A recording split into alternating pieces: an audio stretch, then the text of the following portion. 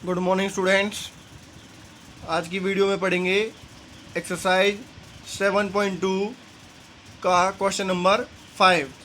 देखिए question number 5 के अंदर क्या है, वह अनुपात ज्ञात कीजिए जिसमें बिंदुओं ए 1, -5 और बी -4, 5 को मिलाने वाले रेखाखंड एक्स अक्ष को विभाजित होता है। ठीक है, एक्स अक्ष से विभाजित हो रहा है। अनुपात ज्ञात करना है। ए और बी के निर्देशांक दे रखे हैं। ए और बी से एक रेखाखंड बन रहा है, तो वह एक्स अक्ष से विभाजित हो रहा है। तो इस विभाजन बिंदु के निर्देशांक भी ज्ञात कीजिए। आपको दो चीज़ निकालनी है, एक तो अनुपात निकालना है और उस बिंदु के निर्देशांक भी निकालने हैं जो एक्स अक्ष पर है। तो मैं आपको बता दूं, जो ये आपका होता है एक्स अक्ष, ठीक है, ये वाला होता है आपका वाई अक्ष।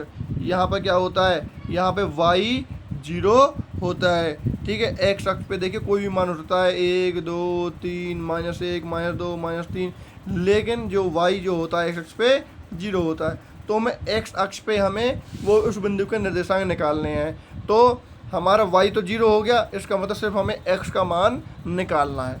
ठीक है, ये बात बिल्कुल समझ लेना। जब एक्स अक्ष का बात करी जाए एक्स अक्ष पे, तो जो उस पॉइंट के बिंदु बनेंगे x, 0 बनेंगे, क्योंकि y तो 0 हो जाएगा और हमें x का मान निकालना होगा। और यही क्वेश्चन अगर ये अलग हो जाए कि y अक्ष कह दे, तो यहाँ पर ये x 0 ना होकर y, 0 हो जाएगा।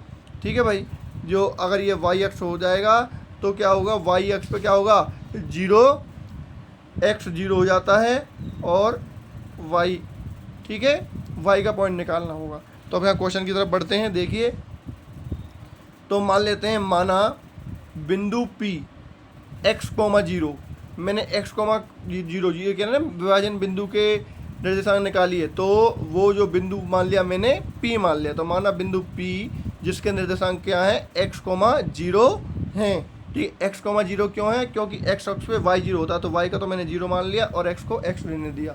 तो माना बिंदु P x, 0 बिंदुओं A ये वाला और बिंदु B ये वाला को मिलाने वाले रेखाखंड को x अक्ष पर के अनुपात 1 में विभाजित करता है। के अनुपात 1 में विभाजित करता है। इतना आपको समझ में आ गया होगा कि हमने क्या बनाया है। सिर्फ एक आपको B बिंदु लिया है जिसके x, 0 निर्देशांक लिए हैं। A और B को मिलाने वाले रेखाखंड को, ये लाइन लिखी हुई है क्वेश्चन के अंदर, x अक्ष पर वो पूछ रहा था किस अनुपात में विभाजित कर रहा है, तो मैंने मान लिया वो के अनुपात 1 में विभाजित कर रहा है। तो मैंने आपको बता दिया, जब भी क्वेश्चन में ये आ जाए कि किस अनुपात में विभाजित कर रहा है, तो वो आपको के अनुपात 1 मानना है। क्लियर। अब आगे बढ़ते हैं। देखिए, हमारे पास जो के अनुपात 1 वाला फॉर्मूला होता है वो क्या होता है, x बराबर kx2 + x1 अपॉन k+1।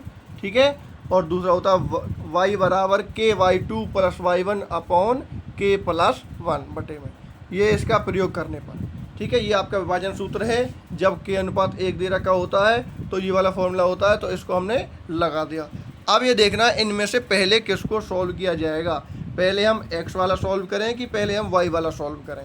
ठीक है, तो आपको मैं बता देता हूँ कि जिसकी वैल्यू 0 होती है पहले हम उसको सॉल्व करते हैं। मतलब क्या 0 है, x अक्ष पे y 0 था ना, तो हमने x, 0 माना था। इसका मतलब जो y वाला 0 है, तो y वाले को पहले हम सॉल्व करेंगे, क्योंकि हमें जो है मान मिलेगा k का, वो वहीं से मिलेगा। ठीक है, तो मैंने y वाला ले लिया, देखिए यही रहा। ठीक है, समझ में आ गया। तो y वाला मैं सॉल्व कर रहा हूँ, x वाला सॉल्व नहीं कर रहा हूँ। x वाला बाद में होगा, पहले y वाला सॉल्व होगा। ये तो मैंने फॉर्मूला लिख के बताया था आपको। तो कि भाई ये x का होता है, ये y वाला होता है, लेकिन हम सॉल्व कौन सा करेंगे, पहले हम y वाला कर रहे हैं, क्योंकि y यहाँ पर 0 है। मान लीजिए यहाँ पे 0, y होता, तो हम पहले x वाला सॉल्व करते, मतलब ये वाला फॉर्मूला अप्लाई करते और फिर हम y वाला सॉल्व करते। ठीक है ना। तो अब हम ध्यान दीजिए, यहाँ पर हम y वाला सॉल्व कर रहे हैं, ये आपका y वाला फॉर्मूला है। अब वैल्यू पुट कर देंगे।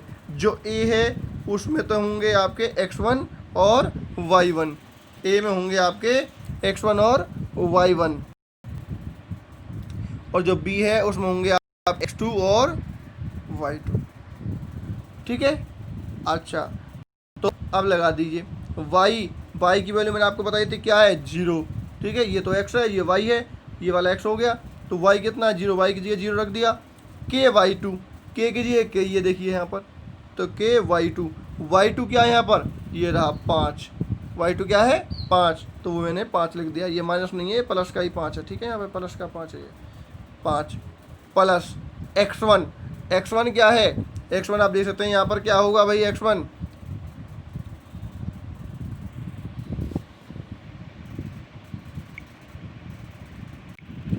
हाँ जी देखिए, ये फॉर्मूला हमारे पास चल रहा है, यहाँ पर हमने वैल्यू रख दी इसकी y2 की प्लस y1 क्या है यहाँ पर, y1 हमारे पास है ये वाला, ठीक है, क्योंकि मैंने आपको बताया था ये x1 ये y1, ये आपका x2 ये आपका y2, तो हमने पहले क्या वैल्यू रखी है हमने के y2 क्या था 5, वो हमने 5 वैल्यू रख दी, प्लस y1 क्या है हमारे पास माइनस का 5, तो हमने प्लस माइनस का 5 रख दिया, अपॉन के प्लस 1 फॉर्मूले में है ही, वो हमने लिख दिया, ठीक है।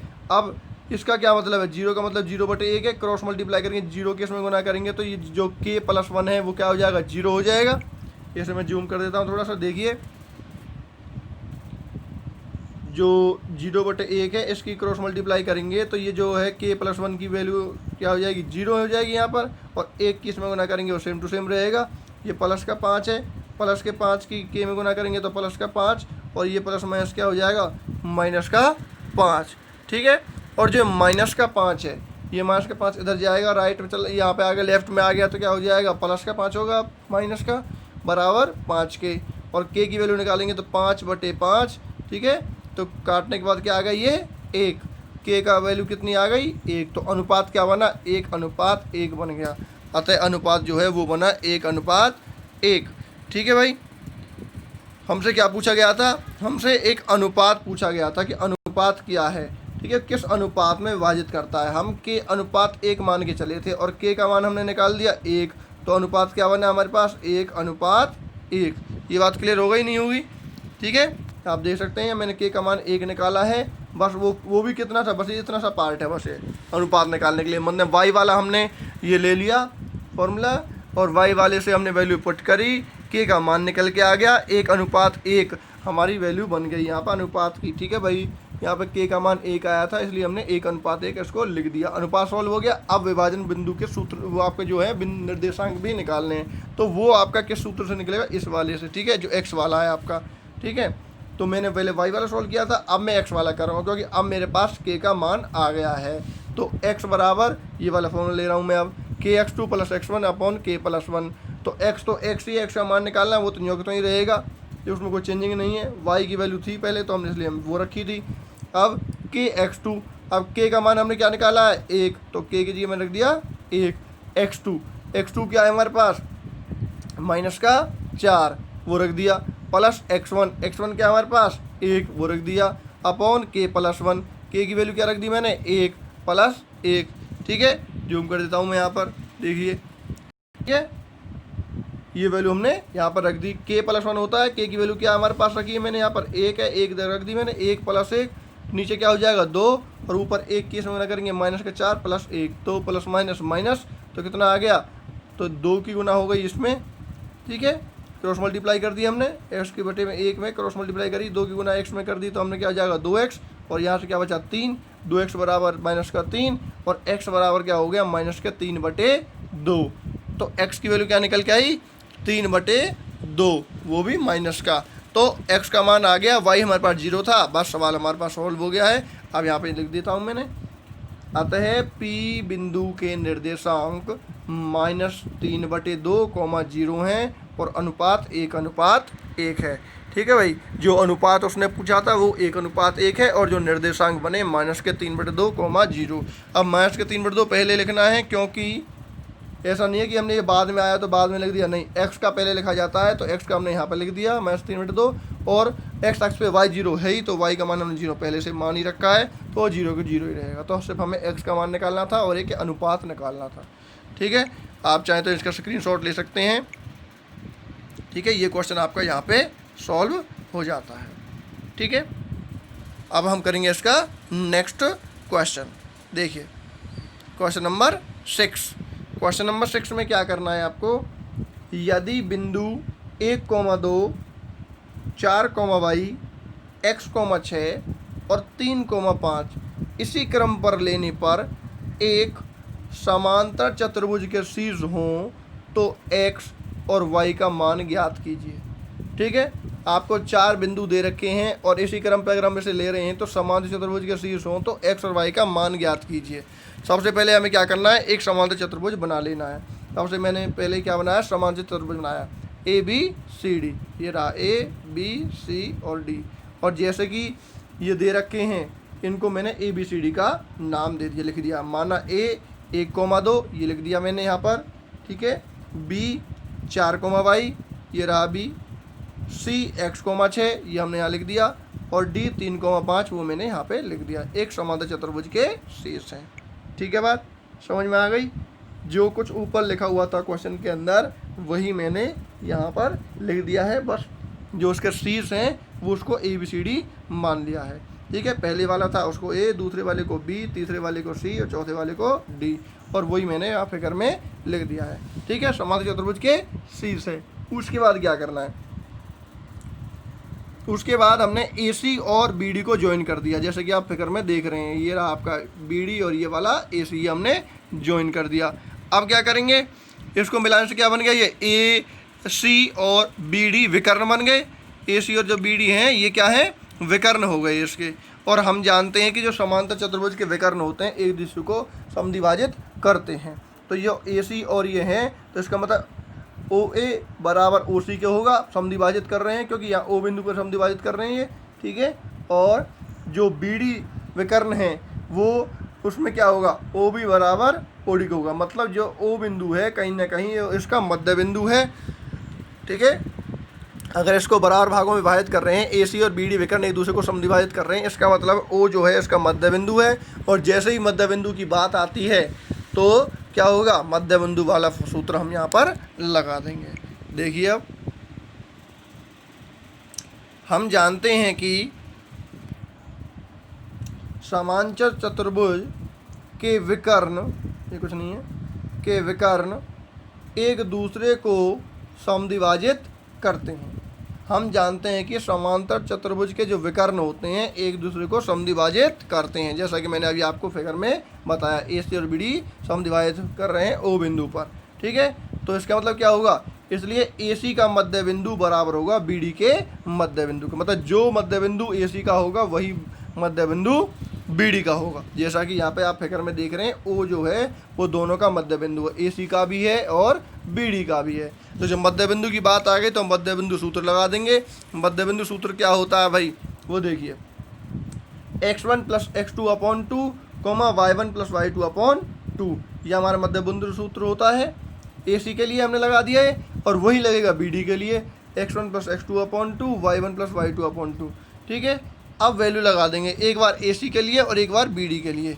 तो देखिए हम क्या करेंगे यहाँ पर, जब हम ए सी के लिए काम कर रहे हैं, जब हम ए सी के लिए काम कर रहे हैं तो x1 y1 हमारे पास कौन सा होगा, ए वाला, और x2 y2 जो होगा वो कौन सा होगा, सी वाला, क्योंकि हम ए सी के लिए काम कर रहे हैं। ए सी वाला निकाल रहे हैं ना हम, x1 plus x2 upon 2, y1 plus y2 upon 2। तो देखिए x1 कौन सा है, 1, और x2 कौन सा है, x, तो 1 प्लस x बटे 2। फिर y1 कौन सा है, 2, और y2 कौन सा है, 6, 2 प्लस 6 बटे 2। क्लियर हुई बात, ए सी का निकल के आ गया। अब ऐसे ही आपको बी डी का निकालना है। ठीक है, और जब आप बी डी का निकालेंगे तो बी डी के लिए जो x1 y1 होगा बी वाला होगा, और जो डी में है वो आपका x2 y2 होगा। तो यहाँ पे लिख लीजिए, x1 क्या है, 4, और x2 क्या है, 3, 4 प्लस 3 बटे 2, x1 प्लस x2 अपॉन 2। अब y1 प्लस y2 अपॉन 2 लगाना, y1 क्या है, y, और y2 क्या है आपका 5, तो y प्लस 5 बटे 2। ठीक है, ये हो गया। अब दोनों तरफ से हमने वैल्यू लगा दी। ठीक है, यहाँ भी लगा दी और यहाँ भी लगा दी। अब क्या करना है, x वाले के साथ x वाले की कंपेयरिंग करनी है, तुलना करनी है, और y वाले के साथ y वाले की तुलना करनी है, कंपेयरिंग उससे करेंगे हम। अब कंपेयरिंग कर रहे हैं जब हम इसकी, तो ये x वाला है और ये x वाला है, तो मैंने देखो यहाँ निशान भी लगाया हुआ है, इसकी हम तुलना इससे कर रहे हैं, तो लगा दिया 1 प्लस x बटे 2 बराबर 4 प्लस 3 बटे 2 के। ठीक है, क्लियर हो गया। x की x से कर रहे हैं हम, तो 1 प्लस x बटे 2, 4 और 3 7 बटे 2 हो गया यहाँ पर। ठीक है, अब क्या करेंगे, अब क्या करेंगे, हम करेंगे इसकी क्रॉस मल्टीप्लाई कर देंगे। इसकी क्रॉस मल्टीप्लाई करेंगे जब हम इसकी, तो क्या होगा ऐसे, जब 2 की गुना इसमें करेंगे 2 एकम 2 प्लस 2x ये रहा, और 2 की इसमें करेंगे साथ में 2 सत्ते 14, यहाँ पे 14 आ गया। ठीक है, अब आगे बढ़ा देते हैं, तो क्या होगा 2x बराबर 2 जो है वो इधर आ जाएगा तो हो जाएगा माइनस का 14 माइनस 2, और x बराबर क्या हो जाएगा 12/2, तो x की वैल्यू क्या आ गई 6, x बराबर आ गया हमारे पास 6।